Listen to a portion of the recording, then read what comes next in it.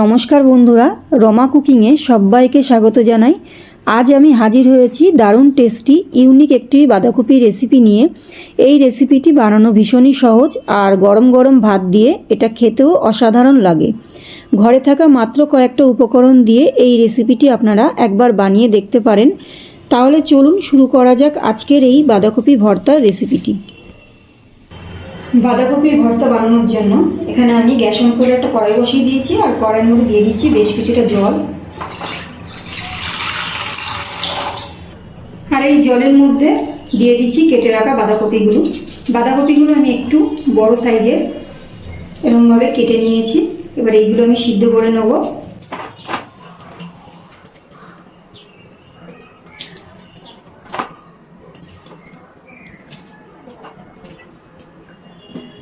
আর দিয়ে দিচ্ছি দুখানা টমেটো, আর দিয়ে দিচ্ছি 4খানা কাঁচা লঙ্কা। এবার একটা ঢাকনা দিয়ে ঢেকে দিচ্ছি সিদ্ধ হওয়ার জন্য। 5 মিনিট পর ঢাকনাটা তুলে নিচ্ছি। এবার আমি বাঁধাকপিগুলো একটু উল্টে দিচ্ছি যাতে খুব ভালো করে সব কিছু সিদ্ধ হয়ে যায়।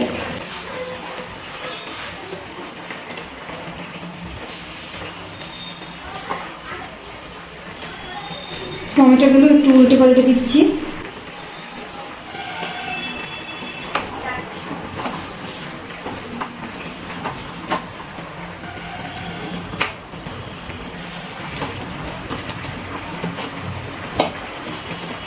গ্যাসের ফ্লেমটা মিডিয়ামে রেখে আমি আবার একটু ঢাকা দিয়ে দিচ্ছি।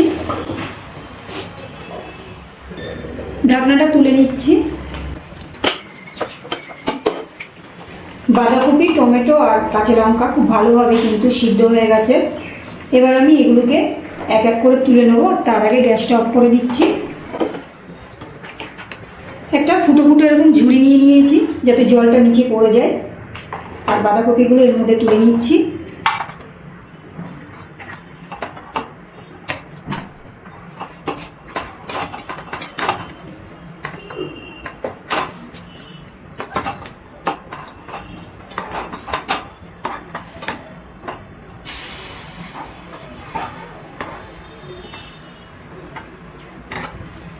টমেটোগুলো কিন্তু জল থেকে তুলে নিচ্ছি। আর টমেটোগুলো কিন্তু এই যে মোটা যে খোসাটা আছে এই খোসাগুলো কিন্তু ছাড়িয়ে নেব। এবার জলটা ভালো করে ঝরিয়ে নেব। এখানে আমি একটা মিক্সি জার নিয়ে নিয়েছি।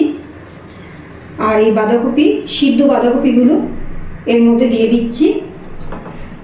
বাঁধাকপিগুলো কিন্তু আমি ভালো করে জল ঝরিয়ে নিয়েছি। বাঁধাকপির যে এই শিরগুলো আছে এইগুলো কিন্তু আমি দেবো না।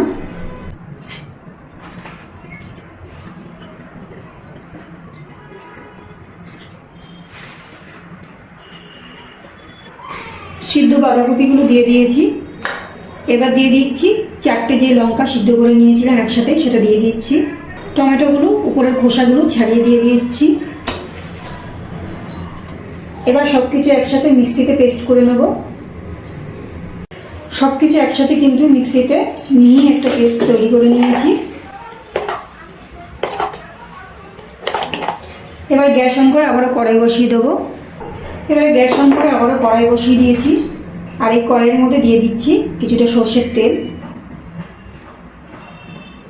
তেলটা গরম করে নেব।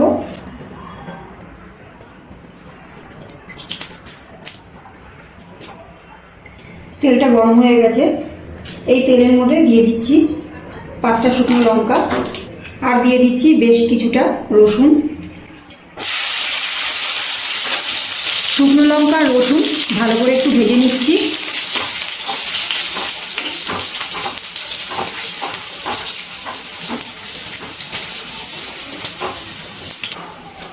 শুকনো লঙ্কা আর রসুন খুব ভালো করে ভেজে নিয়েছি। এবার তেল থেকে তুলে নিচ্ছি একটা প্লেটে।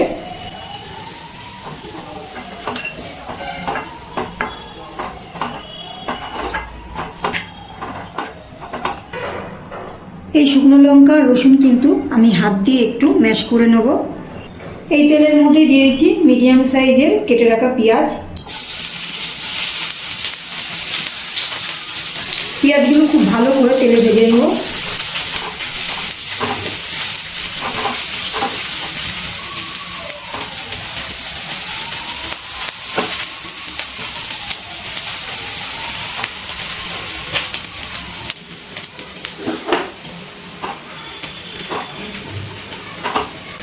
ভালো করে কিন্তু পেঁয়াজগুলো ভেজে নিয়েছি। এবার বাঁধাকপি আর টমেটোর যে পেস্টটা তৈরি করে রেখেছিলাম মিক্সিতে, সেটা ঢেলে দিচ্ছি কড়াইয়ের মধ্যে।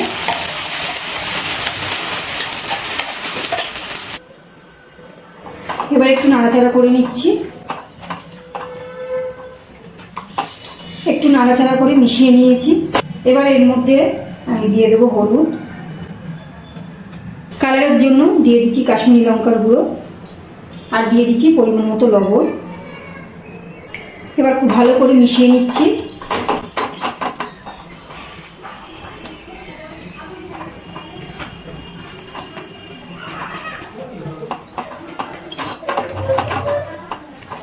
এই সময় কিন্তু আমি গ্যাসের ফ্লেমটা হাইতে রেখে দিয়েছি।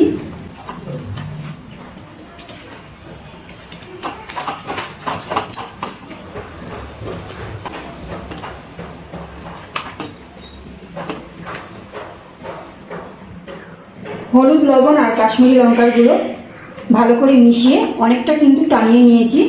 এখনও কিন্তু জলাভাব আছে, আরও কিন্তু টানিয়ে নিতে হবে। আর যত টানাবো এটা কিন্তু পরিমাণে কমে আসবে।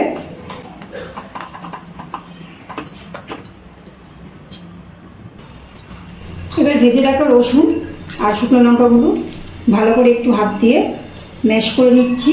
নিয়ে তারপর এর মধ্যে দিয়ে দেবো শুকনো লঙ্কা, রসুন ভালো করে হাত দিয়ে ম্যাশ করে নিয়েছি। এবার এই কড়াইয়ের মধ্যে দিয়ে দিচ্ছি। শুকনো লঙ্কা আর রসুন ভালো করে এর সাথে মিশিয়ে নিচ্ছি।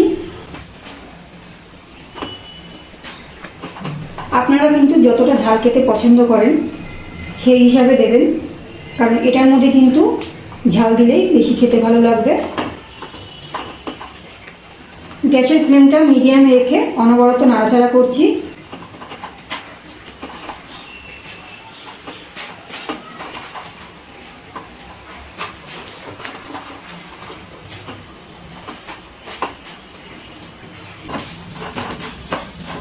গ্যাসের ফ্লেমটা মিডিয়ামে রেখে অনবরত নাড়াচাড়া করতে করতে জলটা কিন্তু টানিয়ে নিচ্ছি।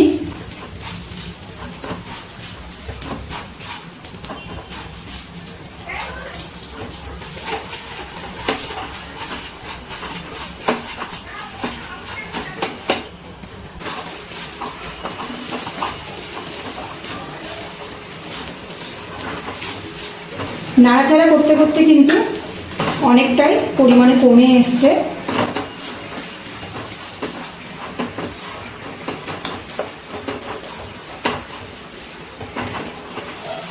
আমাদের কিন্তু বাঁধাকপির ভর্তা একদম রেডি। এবার আমি গ্যাসটা অফ করে দিচ্ছি আর একটা পাত্রে নামিয়ে নেব।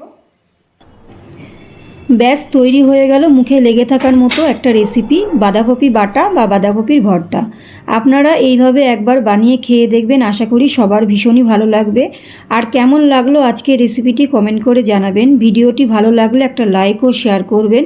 আর আমার চ্যানেলে নতুন বন্ধু হয়ে থাকলে চ্যানেলটিকে সাবস্ক্রাইব করে নেওয়ার অনুরোধ রইল। আজ এই পর্যন্ত, আবারও হাজির হয়ে যাব অন্য কোনো রেসিপির সাথে। সবাই ভালো থাকবেন, সুস্থ থাকবেন, ধন্যবাদ।